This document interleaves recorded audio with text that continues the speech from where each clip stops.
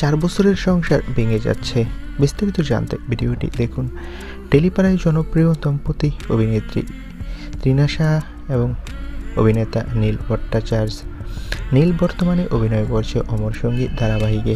অন্যদিকে তৃষার নতুন ধারাবাহিক আসতে চলেছে খুব শীঘ্রই।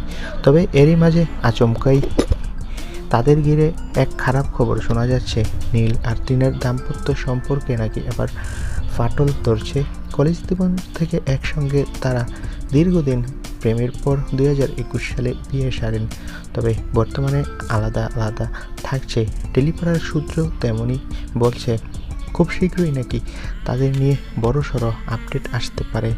তো বন্ধুরা, যদি নীল ও তৃষার বিচ্ছেদ হয়ে যায় তাহলে তোমাদের কার খারাপ লাগবে? কমেন্ট বক্সে তোমাদের মতামতটি জানিয়ে দাও। আর সিরিয়াল জগতের লেটেস্ট সব আপডেট পেতে আমাদের চ্যানেলটি সাবস্ক্রাইব করে পাশাপাশি আমাদের সাথেই থাকবে। সকলকে অসংখ্য ধন্যবাদ।